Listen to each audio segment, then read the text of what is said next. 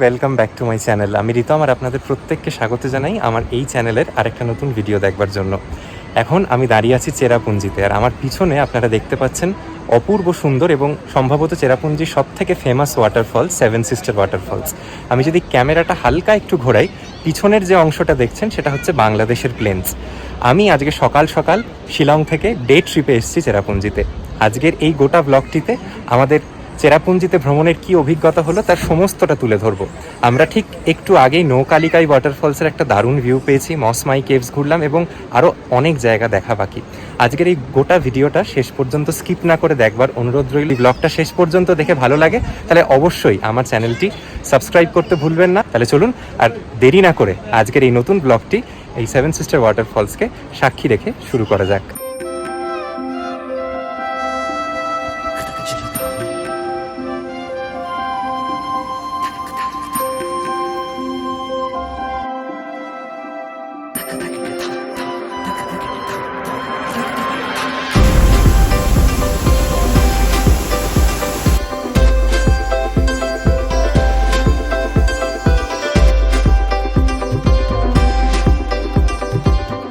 Hello everybody, welcome back to my channel. আপনাদের সবাইকে স্বাগত জানাই আমার মেঘালয়া ভ্রমণ সিরিজের দ্বিতীয় এপিসোডটি দেখবার জন্য। এর আগের পর্বে আমি আপনাদের সঙ্গে শেয়ার করেছিলাম আমার কলকাতা থেকে শিলং পৌঁছানোর অভিজ্ঞতা স্পাইস জেটের সরাসরি বিমানে করে। কলকাতার থেকে শিলংয়ের এই যে ফ্লাইট যাত্রা, তার ভালো এবং খারাপ সমস্ত দিক তুলে ধরেছিলাম সেই পর্বে।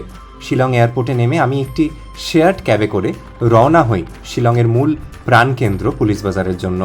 আমার শেয়ার গাড়িতে পার পার্সন খরচ পড়েছিল 600 টাকা মতো। সেখানে গিয়ে আমি উঠি হচ্ছে শিলংয়ের পুলিশ বাজারের সংলগ্ন একটি হোটেলে, যার নাম পেগাসাস ক্রাউন।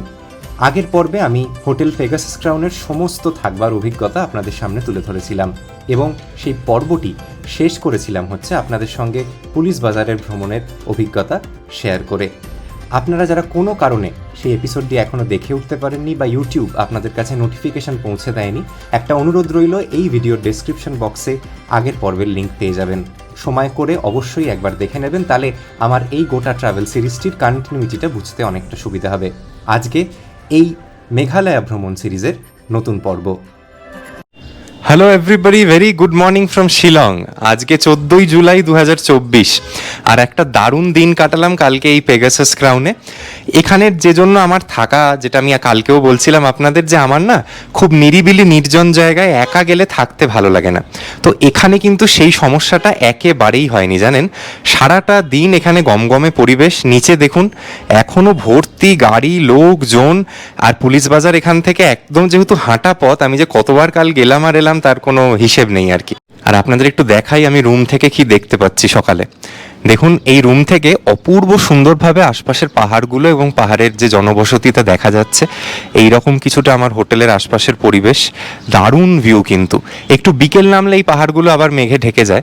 আর আপনারা যারা ভাবছেন ঠান্ডা কীরকম, একটু বলে রাখি, এখন যে ধরুন সকালবেলা এখন এই টেম্পারেচার 20 ডিগ্রি মতো। রাত্রে কিন্তু পাখা লাগছে না, জ্যাকেটও পরতে লাগছে না, যদিও একটা হালকা যদি কিছু রাখেন হয়তো কাজে দিলেও দিতে পারে, বাট আমার কাল লাগেনি। তবে হ্যাঁ, পাখা নিভিয়ে ঘুমানো যাচ্ছে শান্তি মতো।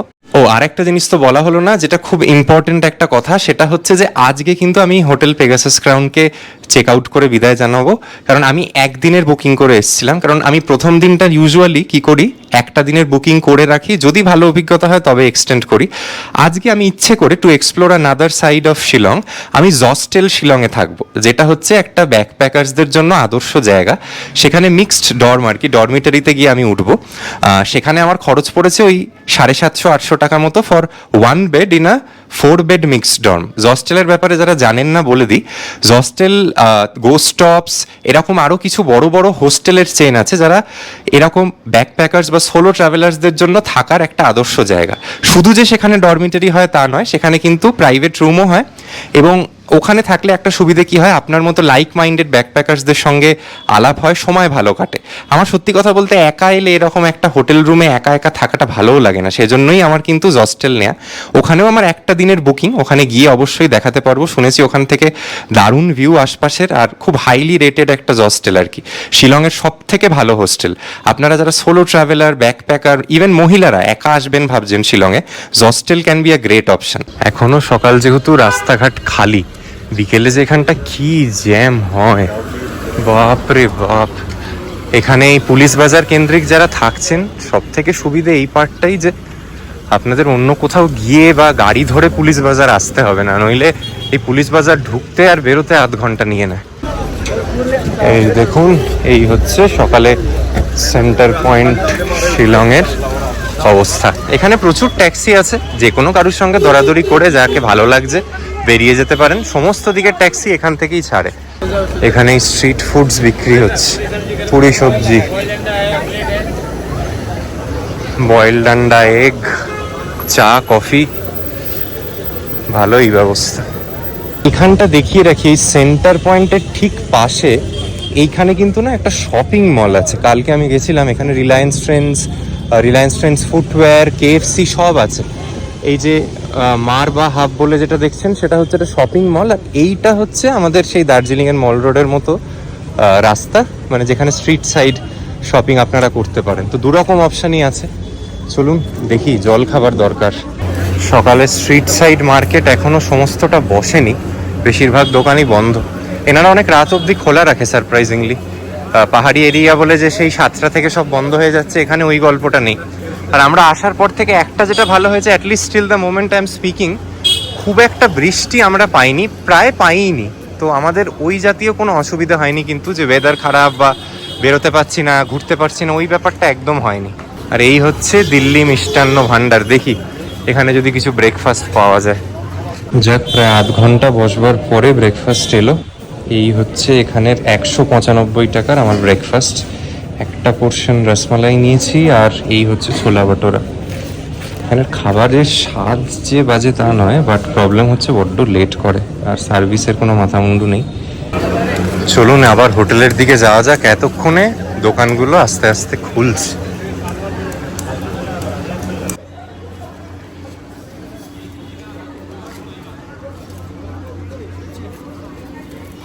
কাল যেটা দেখানো হয়নি, আমাদের হোটেলের নিচে কিন্তু একটা মিষ্টির দোকান আছে।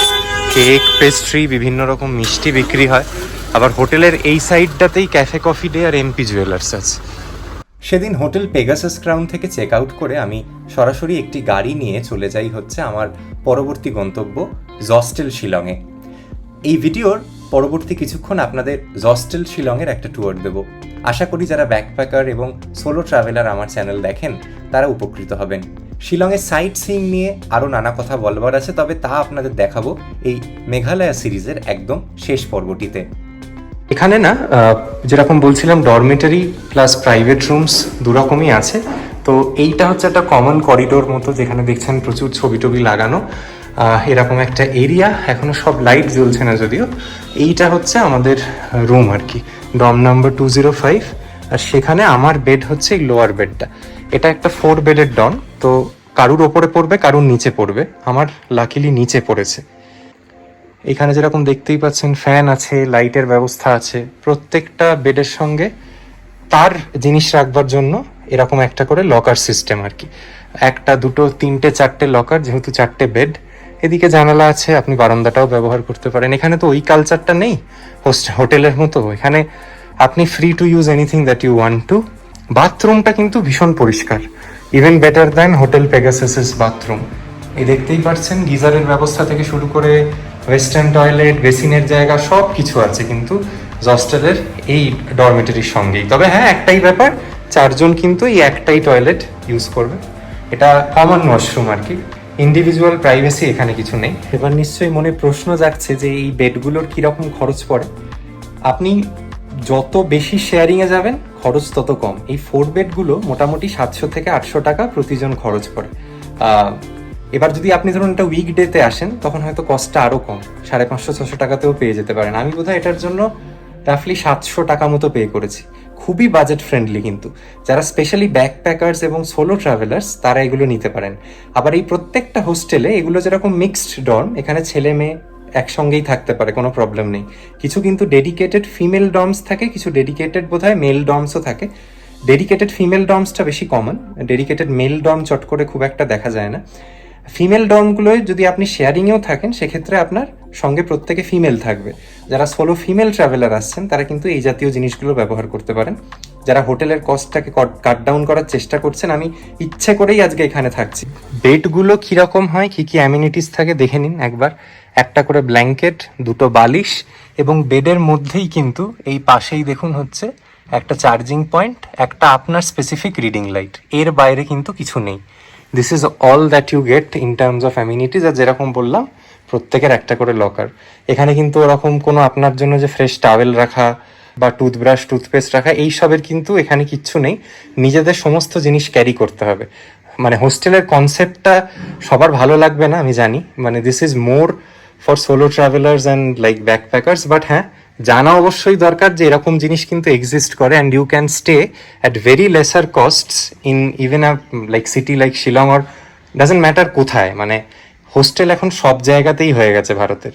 আর এখানে দেখুন স্কুটি রেন্টের ফেসিলিটি আছে, যারা স্কুটি নিয়ে ঘুরতে চান সেটারও অসুবিধা নেই। এখানে বিকেলবেলা লাইভ মিউজিক হয়, স্যাটারডেজ অ্যান্ড সানডেজ, আজকেও হবে। আর এখানে দেখুন যারা ট্যুর মানে গাইডস নিয়ে ঘুরতে চান আর কি, গাইডেড ট্যুর, সেরকমও প্রচুর ব্যবস্থাপনা আছে। এইটা হচ্ছে রিসেপশন এরিয়া, এখানেই চেক ইন এবং সমস্ত ফর্মালিটি হয়।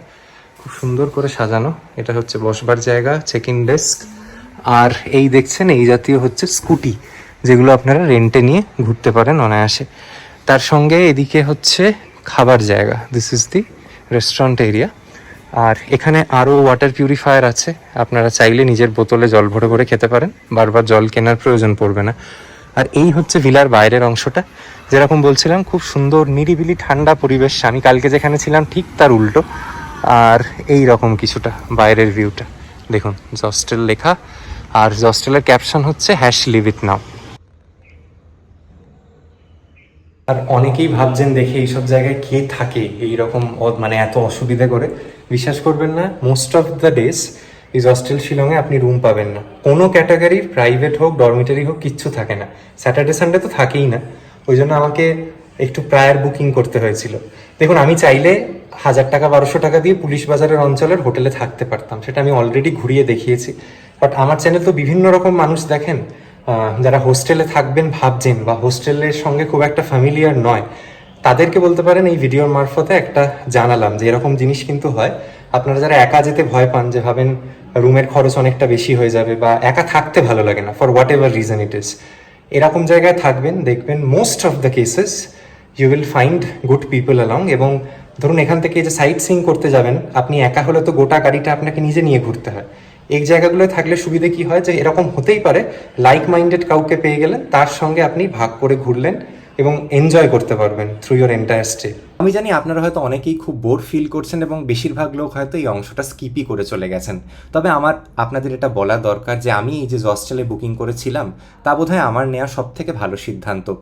শুধু যে ভালো বন্ধু পেয়েছি তা নয়, রাত্রিবেলা এখান থেকে যে কি অপূর্ব সুন্দর শিলংয়ের ভিউ পাওয়া যায়, সেটা না দেখলে আপনারা বিশ্বাস করবেন না। এই হস্টেলটা হচ্ছে শিলংয়ের যেটা গলফ লিঙ্ক, তার কাছাকাছি একটি জায়গায় অবস্থিত। মূল পুলিশ বাজার থেকে আপনি যদি বাইকে যাতায়াত করেন মিনিট 15 নেয়। আর এখানে আমার মতো বহু ব্যাকপ্যাকার এবং সোলো ট্রাভেলার ছিল, এবং তার মধ্যে একজন ছিল হচ্ছে রাম, যার সঙ্গে আমার আলাপ হয়। রাম এসেছিল তামিলনাড়ু থেকে একা মেঘালয় ভ্রমণ করতে। আমি আমার গোটা বাকি যে ট্রিপটা ওর সঙ্গেই কাটাই। এখানের ক্যাফেটেরিয়া বলুন, এখানের ওভারঅল এনভায়রনমেন্ট বলুন, সব মিলে এই হস্টেল শিলংকে আমি 10-এর মধ্যে 10 নম্বর দেব। আমার গোটা ট্রিপে কখনো কোনো অসুবিধা হয়নি। এবার চলুন মূল অংশে ফেরা যাক এবং আপনাদের নিয়ে যাই চেরাপুঞ্জি। Good morning everybody. আজকে 15ই জুলাই 2024। আজকে আমরা রওনা হচ্ছে চেরাপুঞ্জির ডে ট্রিপ করতে। আজকে আমরা এখান থেকে একটা ছোট গাড়ি নিয়েছি, মোটামুটি 1000-3 টাকা খরচ পড়ছে। উনি চেরাপুঞ্জিতে একদিনে দেখুন সমস্ত কিছু দেখা সম্ভব নয়, আমরা বেছে বেছে 5টা-6টা জায়গা দেখব এবং আবার দিনের শেষে এখানেই ফেরত চলে আসব।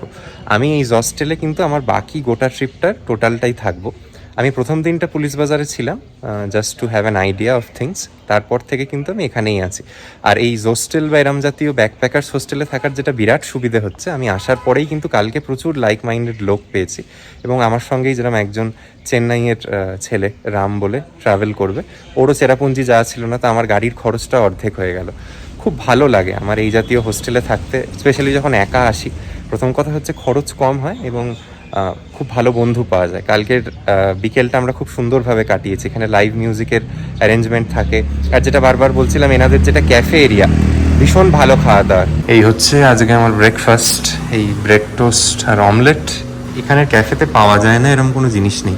কাল রাত্রে আমি সাদা ভাতও পেয়েছি, আমার বন্ধু ফ্রাইড রাইস নিয়েছে, আমি কোল্ড কফি খেয়েছি, স্যান্ডউইচ পেয়েছি। খুব ভালো এবং ওয়েল মেনটেন্ড একটা ক্যাফে, খুব সুন্দরভাবে সাজানো। দেখুন টেবিলগুলো দেখলেও খানিক ধারণা হবে। আর বাইরে এরকম সবুজে ঘেরা পরিবেশ, গোটাই ভিলাটাই কিন্তু দারুণ। এই হচ্ছে আজকে আমাদের গাড়ি, যেটা নিয়ে আমরা চেরাপুঞ্জি যাচ্ছি। এরকম ছোট গাড়ি আপনাদের ডে ট্রিপগুলো 3 থেকে 3,500 টাকায় করে দেয়, ডিপেন্ডিং আপন সিজন। চলুন রওনা দেওয়া যাক। আর এখানে এই ঘ্যান ঘ্যানে বৃষ্টি শুরু হলো, জানি না আজকে এই সারাক্ষণ বোধহয় আমাদের চলবে। Let's see. এখান থেকে চেরাপুঞ্জি যেতে মোটামুটি 2.5 ঘন্টা সরাসরি।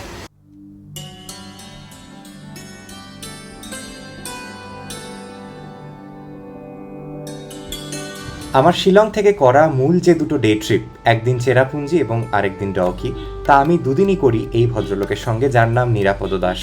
অত্যন্ত হাসি মুখ এবং সজ্জন একজন মানুষ, বাংলায় দারুণ কথা বলতে পারেন। মানুষটি আগরতলার মানুষ এবং উনি কিন্তু সযত্নে আমাদের এই দুদিন ঘুরিয়েছে। ওনার নাম্বার পাবেন এই ভিডিওর ডেসক্রিপশন বক্সে। আমরা যে রুটে যাচ্ছি এই রুটটা না একটু মজাদার। মোটামুটি এলিফ্যান্ট ফলসের ওইখান থেকে দুদিকে রাস্তাটা ভেঙে যাচ্ছে, একটা দিক চলে যাচ্ছে মসিনরামের দিকে, আর একটা দিক ভেঙে যাচ্ছে হচ্ছে ডাউকি চেরাপুঞ্জির দিকে। আবার উমটিনাগার বলে একটা জাংশন আসবে, সেখান থেকে আবার ডাউকি এবং চেরাপুঞ্জির রাস্তাটা দুভাগে ভাগ হয়ে যায়। সব থেকে ভালো হয় আপনারা যারা চেরাপুঞ্জিতে যাচ্ছেন সেদিনটা যদি রাত্রিবাস করতে পারেন চেরাপুঞ্জিতে, তাহলে আর এই শিলংয়ে ফেরার ধকলটা নিতে হয় না। কারণ আমরা আজকে দেখাবো ফিরতি পথে আমাদের যে অভিজ্ঞতা হবে। কি হয়, বাই দ্য টাইম আপনি শিলং সিটির কাছাকাছি এসে পৌঁছবেন বিকেলে, তখন আবার খুব ট্রাফিক লেগে যায়। আবার ধরুন যদি এরকম হয় যে পরের দিন আপনাদের সেই ডাউকি যাওয়ারই আছে, তাহলে আবার এই যে 1-1.5 ঘন্টা পথ শিলং সিটি থেকে পেরিয়ে উমটিনাগার অবধি, সেইটুকু কিন্তু কমন, মানে ডবল আপ ডাউন হচ্ছে।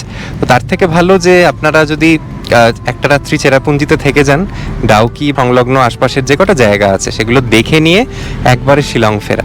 এই দেখুন সেই রাস্তার জাংশন যেটার ব্যাপারে বলছিলাম। ডান দিকে রাস্তা ভেঙে গেল হচ্ছে মসিনরামের দিকে, আর এবং আমরা চললাম সোহরা বা চেরাপুঞ্জির দিকে।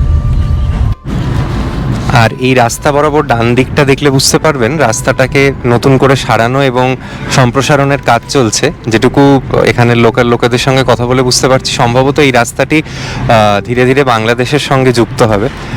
ঢাকা, এই শিলং, গৌহাটি হয়ে ক্যালকাটা একটা হাইওয়ে হবে, আর এই রাস্তাটা চওড়াও হয়ে যাবে। আগের বছর যখন আমরা এসেছিলাম রাস্তা কিন্তু সম্পূর্ণভাবে স্বাভাবিক ছিল, পুরোটাই চওড়া ভালো রাস্তা ছিল, কিন্তু এখন দেখুন জায়গায় জায়গায় এরকম কাজ হচ্ছে এই রুটটায়।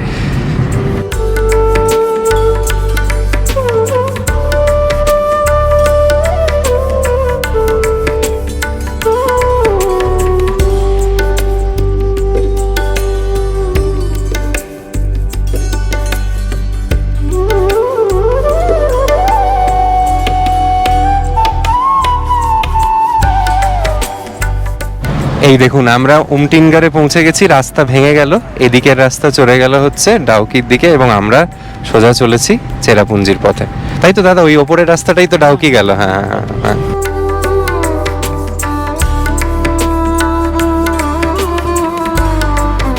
আমাদের চেরাপুঞ্জি ভ্রমণে বেরিয়ে সেদিনকার প্রথম স্টপটি আমরা নিই মকোডকে। মকোডকের এখানের থেকে একটা অপূর্ব ভ্যালি ভিউ আছে এবং এই যে ব্রিজটি দেখছেন, this bridge is considered to be the gateway to Cherrapunji.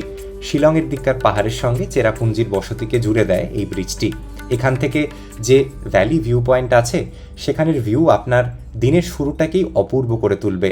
এবং ওই দূরে একটা ছোট্ট যে এস্টাবলিশমেন্ট মতো দেখতে পাচ্ছেন, সেখান থেকে বানজি জাম্পিংও করানো হয়। এই হচ্ছে মকোডকের ডিম্পেভ ভ্যালি ভিউ পয়েন্টের থেকে ভিউ। আজকে একদম পরিষ্কার আকাশ, আর এবং এই গোটা যে গর্জ বা ভ্যালিটা আমরা ক্লিয়ারলি দেখতে পাচ্ছি। কত টুরিস্ট এসছে দেখুন। আজকে যেহেতু আকাশ পরিষ্কার, সবাই চেরাপুঞ্জির লোভে বেরিয়ে পড়েছে। এদিকে প্রচুর ছোটোখাটো খাবার দোকান, তারপর গিফট আইটেমসের শপ আছে। পার্কিং নিয়েও কোনো সমস্যা নেই, দারুণ সুন্দর এখানে। আর আজকে ওয়েদারটা না খুব ফেভারেবল, মানে না গরম না ঠান্ডা, হালকা হালকা ঠান্ডা হাওয়া দিচ্ছে, আর এই রকম ভিউ আমাদের সামনে। আচ্ছা, আজকে কিন্তু আমি একা ট্রাভেল করছি না, I am travelling with a friend that I met in hostel. So Ram, hi. So Ram is from Chennai, ভাবুন, ও এত দূর থেকে এসছে শিলং এক্সপ্লোর এবং as a whole Meghalaya explore করবে বলে। ও বাইকে ঘুরছিল, ওকে আমি জোর করে গাড়িতে তুলে আনলাম। So Ram, have you been enjoying your trip so far? Yeah, really, like the place is beautiful. Beautiful, The na? weather is good. Yeah, so it's completely contrasts to like the weather in Chennai, like True, it's very hot in Chennai. hot and humid in Chennai. আজকের গোটা দিনটা আমরা একসাথেই ঘুরবো। রাম খুব ভালো মনের একটা মানুষ, আর রাম এবার ব্রেকফাস্ট করবে and then will move towards the waterfalls. মকডকের ডিম্পেপ ভ্যালি ভিউ পয়েন্টে খানিকক্ষণ সময় কাটিয়ে আমি আর রাম রওনা হই পরবর্তী আমাদের ডেস্টিনেশনসগুলোর উদ্দেশ্যে। রাস্তা যত এগোতে থাকে আশপাশের সৌন্দর্য তত হারে বৃদ্ধি পেতে থাকে। সত্যিই মনে হচ্ছিল বোধহয় একবার আমরা মেঘের দেশে পৌঁছে গেছি। কোথাও কুয়াশা, কোথাও মেঘ, কোথাও ভ্যালি, সব মিলিয়ে এই রাস্তার সৌন্দর্য ভাষায় বর্ণনা করা আমার মতো একজন সাধারণ মানুষের পক্ষে বোধহয় সম্ভবই নয়। আমাদের সেদিনকার পরবর্তী গন্তব্য ছিল রামকৃষ্ণ মিশন সোহরা। নৌকালিকাই ওয়াটারফলস যাওয়ার পথে এই হচ্ছে সোহরা রামকৃষ্ণ মিশন। আগেরবার এটা এসে ঢোকা হয়নি, তাই ভাবলাম এবার একবার দর্শন করে যাই। বেশ সুন্দর।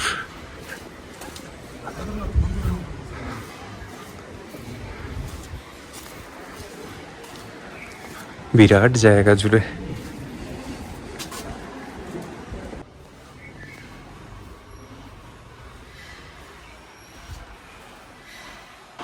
আগেরবার আমরা শিলংয়ে যে দিকটা ছিলাম লাইমুকুরা মেন রোডে, ওখান থেকে রামকৃষ্ণ মিশন শিলং যেটা, সেটা খুব কাছে ছিল। 2-3বার গেছিলাম, এবার তো যাওয়া হলো না। যাই হোক, সোহরারটা দেখা হয়ে গেল।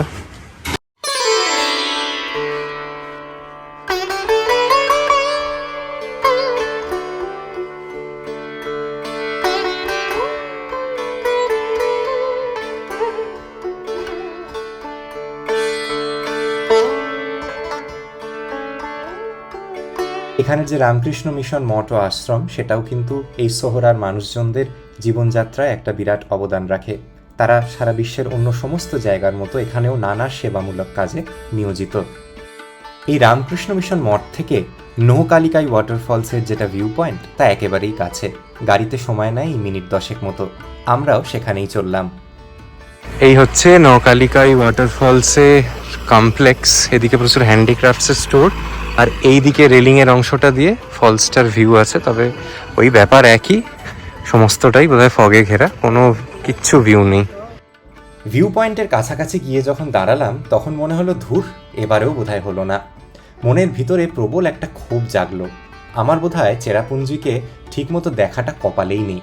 তবে ধীরে ধীরে মেঘ এবং কুয়াশা কেটে গেল, এবং বন্ধু তারপর যা দেখলাম জন্ম জন্মান্তরেও ভুলিব না। তার কিছু মুহূর্ত এবং গ্লিমসেস আপনাদের জন্য রইল।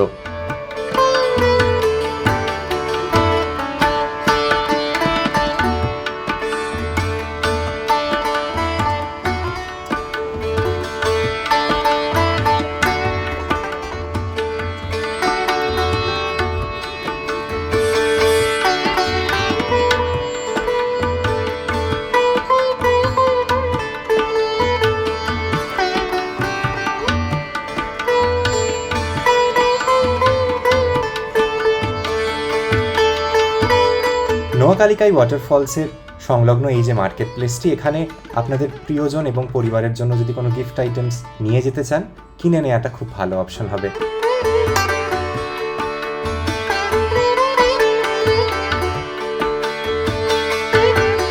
কোনটা ছেড়ে কোনটা দেখবো আমরা, এই যে একটু দেখাই আপনাদের। এরকম রাস্তা দিয়ে যাচ্ছিলাম, হঠাৎ করে আমাদের চোখে পড়লো এই ওয়াটারফলসটা।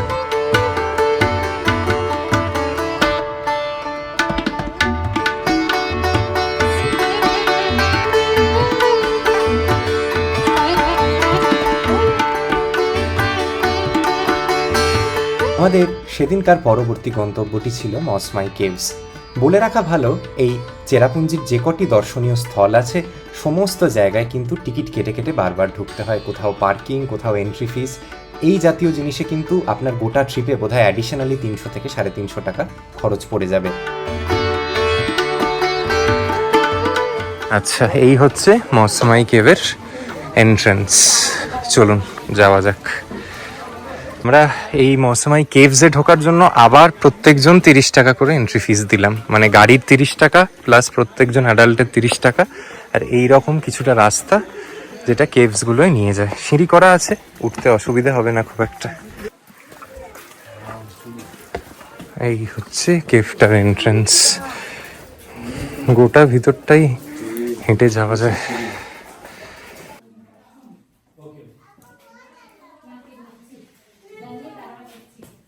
কি দেখছি ভিতরে যাচ্ছে, তবে আমি আর সাহস করে এগোলাম না, কারণ রাস্তাটা বড্ড এবড়ো খেবড়ো এবং জায়গায় জায়গায় বড্ড স্লিপ কাটছে পা। এই রকম ভাবে গিয়ে গিয়ে আবার ওই দিক দিয়ে বেরোনো যায় শুনছি।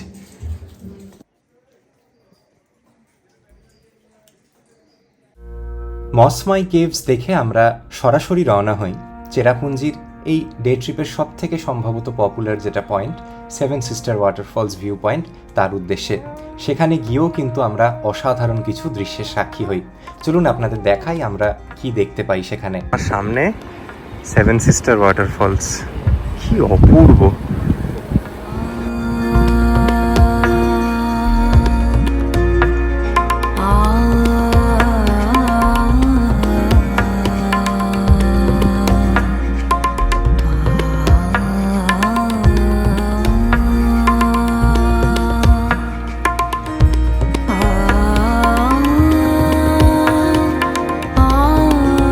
যে ওয়াটারফলসের উৎসর অংশটা দেখছেন ওই একদম টপে, ওই জায়গাটাতে কিন্তু আমরা আগেরবার গিয়েছিলাম। ওটা হচ্ছে ডায়ানথেলেন ওয়াটারফলসের স্ট্রিমগুলো ওখান থেকে পড়ে। আর এই দাদা বলছে ওই পিছনেই হচ্ছে কিন্তু ইকো পার্কের অংশটা। কি অপূর্ব সৌন্দর্য এখানের। তোমরা তো অনেক আসো, এখানে দেখতে পাও এত পরিষ্কার। ये तो मैं इस महीने में 4 बार आया है, 4 बार आया, लेकिन ये पहली बार इतना क्लियर देख रहा है। मतलब पूरा वो होता है, क्लाउडी होता क्लाउडी रहता है, करेक्ट। है, और वो उस साइड पूरा बांग्लादेश। वो प्लेन सारे बांग्लादेश वाले। ওকে ওকে, সুপার। এই দূরে বাংলাদেশের প্লেন্সের এরিয়াগুলো আরও পরিষ্কার বোঝা যাচ্ছে। সমতলের যে অংশগুলো দেখছেন জলের মতো, ওই সমস্তটাই কিন্তু বাংলাদেশে। এখন আমরা রাস্তাটা ক্রস করে ঠিক এপারটা যদি নামেন, এদিকে কিন্তু আর একটা ছোট্ট জলপ্রপাত আছে, দেখি চলুন। এখানে ছোট হলেও একটা জলপ্রপাত কিন্তু এখান দিয়েও বয়ে যাচ্ছে।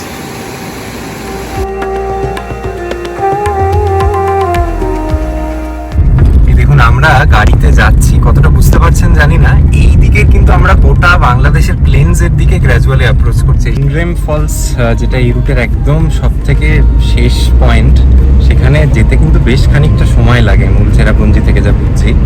আর যাওয়ার পথে অনেকগুলো রাস্তার ধারেই ছোট ছোট ঝোড়া জলপ্রপাত আমাদের চোখে পড়ছে। ক্যামেরা বার করতে করতেই আমরা পেরিয়ে যাচ্ছি, কিন্তু এই রুটটা খুব সিনিক, সুন্দর। এই দেখুন, আমরা যেতে যেতেই রাস্তা থেকেই কিন্তু কিনরেমের ভিউ পাওয়া শুরু হয়েছে। আমরা একদম ওয়াটারফলসটার পাদদেশ অব্দি পৌঁছে যাব। এটা এমন একটা ওয়াটারফলস যেটা যাওয়ার জন্য না লাগে ট্রেকিং, না কিছু। একদম গাড়ি যে অংশ দিয়ে যায় তার পাশেই কিন্তু ওয়াটারফলসটার ল্যান্ডিং।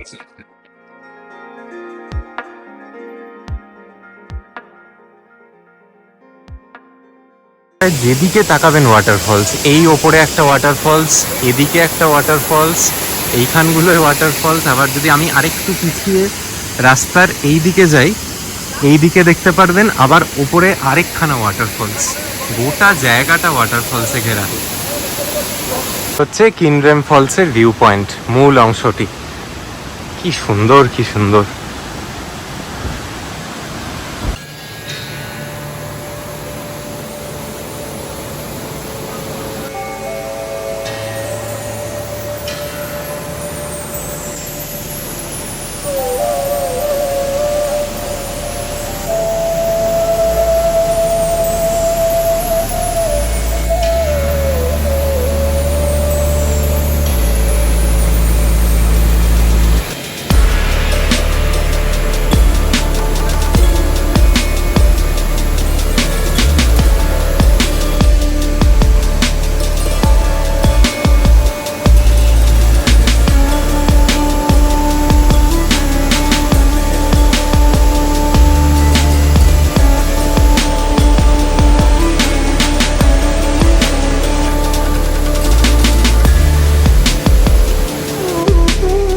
কিনরেম ওয়াটারফলস দেখে আমরা লাঞ্চ করতে যাই চেরাপুঞ্জিতে সব থেকে থাকবার যেটা ভালো রিসোর্ট হিসেবে ট্যুরিস্টদের কাছে পরিচিত, সেই পোলো অর্কিড চেরাপুঞ্জিতে।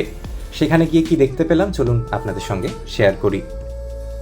এই হচ্ছে পোলো অর্কিড শহরার বা চেরাপুঞ্জি, যে নামেই বলে থাকুন, তার ফার্স্ট ভিউ অ্যান্ড ইমপ্রেশন। এইরকম কিছু কটেজেস, আর এটা হচ্ছে মূল রিসেপশন এরিয়া বুঝতে পারছি। পাশে হচ্ছে খাবার জায়গা, আর একটা সুইমিং পুলের সেকশন আছে অবশ্যই, যেটা এখানে সব থেকে সুন্দর অংশ। দারুণ ভিউ এখান থেকে। এটাই সেই ইনফিনিটি পুলটা যেখান থেকে সেভেন সিস্টার ওয়াটারফলসটা দেখা যায়। অ্যামেজিং।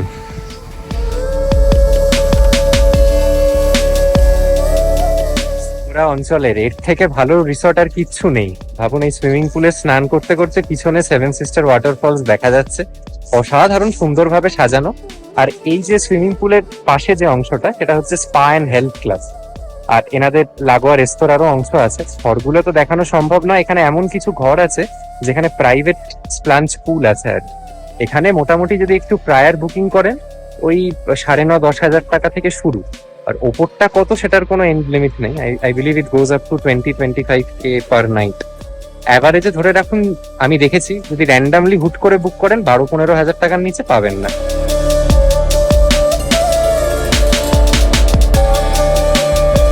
ওটা থেকে সেভেন সিস্টার ওয়াটারফলসটা খুব সুন্দরভাবে দেখা যাচ্ছে। দারুণ জাস্ট। এই দেখুন, এই হচ্ছে সেভেন সিস্টার ওয়াটারফলস। আমরা যেটা রাস্তার উপর থেকে দেখছিলাম, এখান থেকে একদম সরাসরি সোজা view.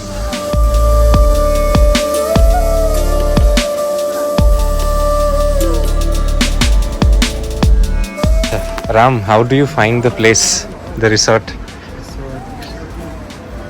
Beautiful. The placement is like really good. I think the choice of the location has made this so prime, right? More than the resort itself, the location See it's the Seven Sister Water. Bangladesh plains too, correct. আচ্ছা, আমরা এই যে অংশটায় এসছি, এটা হচ্ছে এনাদের খাবার জায়গা। মানে দুটো সেকশন আছে, এটা বাইরে আর একটা এই ভিতরের দিকে। আপনারা যে কোনো একটাতেই বসতে পারেন। আর এই দিক থেকে এই সুইমিং পুলের ভিউটা তো আছেই, আর ওই দিকে দেখুন Bangladesh planes and the seven sister waterfalls is very beautifully visible from here. এত সুন্দর লাগছে এই জায়গাটা থেকে, কি বলবো।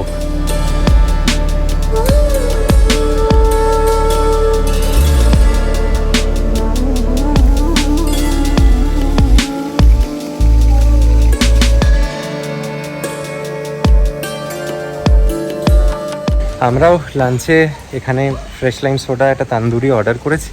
খেয়ে জানাতে পারবো স্বাদ কেমন। তবে সত্যি কথা বলতে স্বাদ দিয়ে কিছু যায় আসে না, এখানে এসছি হচ্ছে অভিজ্ঞতাটার জন্য।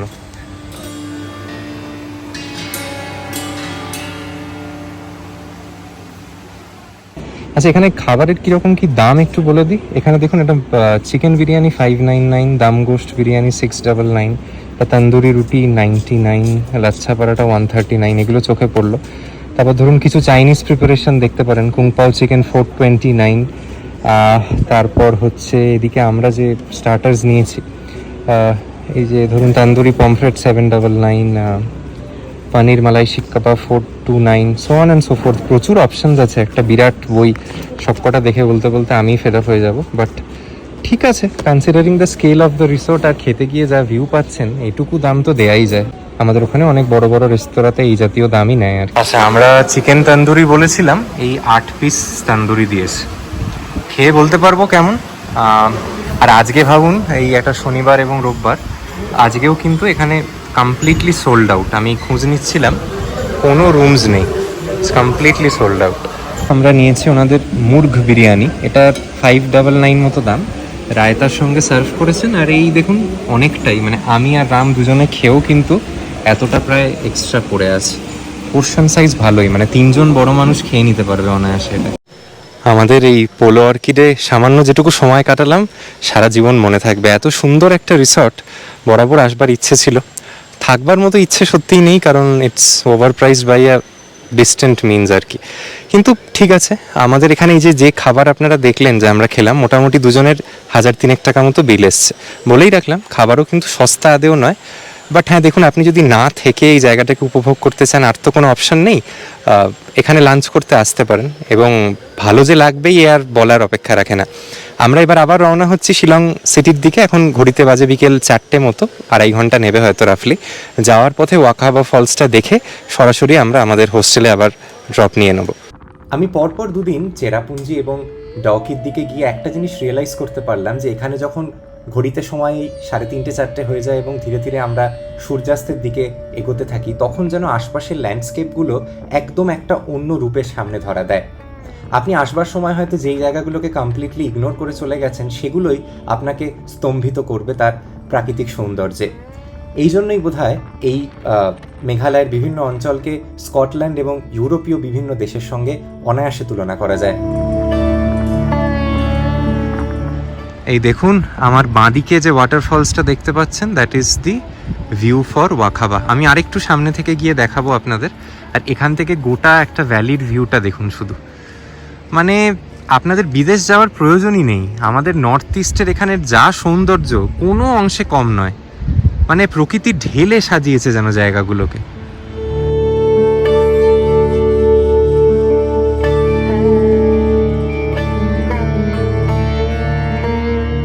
এরকম সিঁড়ি করা আছে যাতে আপনারা একদম কাছ থেকে গিয়ে ওয়াটারফলসগুলোকে উপভোগ করতে পারেন। আমি সত্যি বলছি যে আমাকে মেঘালয় মুগ্ধ করেছে।